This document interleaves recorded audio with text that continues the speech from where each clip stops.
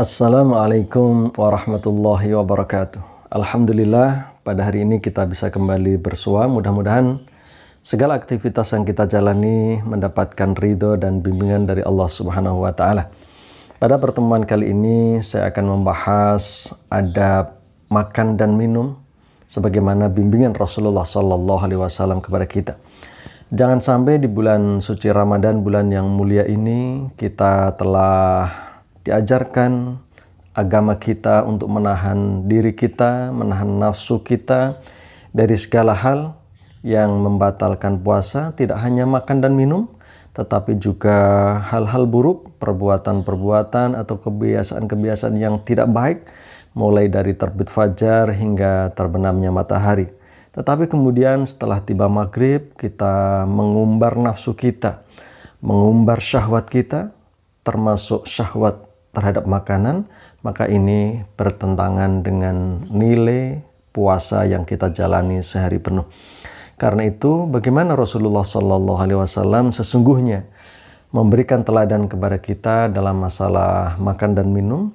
Dalam buku karya Syekh Abdul Wahab Abdus Salam yang berjudul Fiqhul At'imah mengajarkan kepada kita bahwa makanlah makanan yang ada, tanpa sifat serakah, tanpa memaksakan diri untuk mencari makanan yang sulit atau dipaksakan untuk diada-adakan.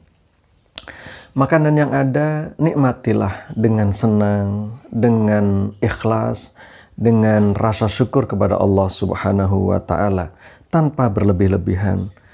Dalam kata lain, makanlah dan minumlah dengan sederhana. Allah Subhanahu wa Ta'ala memerintahkan kepada kita, kulu washrobu wala tusrifu. Silahkan makan dan minumlah kalian, dan janganlah berlebih-lebihan. Sekali lagi, tentu ini sejalan dengan semangat ibadah puasa. Kita diperintahkan oleh Allah agar menahan nafsu kita, agar menahan segala birahi kita. Tetapi kemudian ketika datang waktu maghrib, maka kita jangan kemudian mengumbar nafsu kita atau syahwat kita. Kemudian yang selanjutnya, tuntunan Rasulullah Sallallahu Alaihi Wasallam terhadap makanan atau di saat makan dan minum adalah tidak mencela makanan yang dihidangkan oleh keluarga kita atau oleh istri kita atau oleh siapapun. Kalau kita suka, maka makanlah.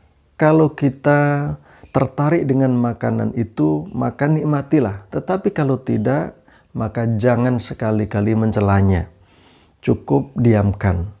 Jangan engkau cela, jangan engkau menyakiti yang menghidangkan makanan itu. Rasulullah Sallallahu Alaihi Wasallam dalam satu riwayat dijelaskan, ma'aba Rasulullah Sallallahu Alaihi Wasallam ta'aman qattun inishtahahu akalahu wa in karihahu tarakahu. Bahwa Rasulullah Sallallahu Alaihi Wasallam sama sekali tidak pernah mencela makanan. Makanan atau minuman yang dihidangkan kepada Rasulullah, Rasul tidak pernah mencelanya. Apabila dia suka, maka beliau memakannya atau meminumnya, dan apabila dia tidak menyukainya, maka beliau mendiamkannya, meninggalkan makanan itu tanpa mencela atau mengeluarkan kata-kata yang menunjukkan ketidaksukaan atau kebenciannya. Itulah teladan yang penting yang harus kita jaga ketika di hadapan kita disuguhkan makanan, disuguhkan minuman, atau hidangan apapun. Sahabatku, dimanapun Anda berada, ada beberapa nasihat yang sangat penting bagi kita terkait dengan masalah makan atau minum. Ketika kita makan, ketika kita minum, dan kita senang, kita tertarik dengan makanan atau minuman itu, maka jangan berlebih-lebihan. Jangan kemudian kita terlalu kekenyangan. karena itu akan menimbulkan bahaya dan penyakit pada diri kita.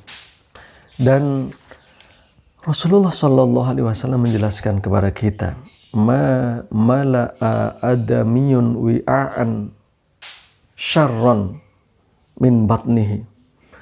Tidak ada perbuatan yang lebih buruk yang dilakukan oleh anak Adam dari memenuhi perutnya dengan makanan dan minuman. Ya, jangan sampai kita jadikan perut kita menjadi kuburan bagi makanan, tempat di mana kemudian memunculkan berbagai macam penyakit karena dari makanan yang kita makan, dari minuman yang kita minum. Kalau tidak hati-hati, disitulah sumber berbagai macam penyakit yang menimpa diri kita.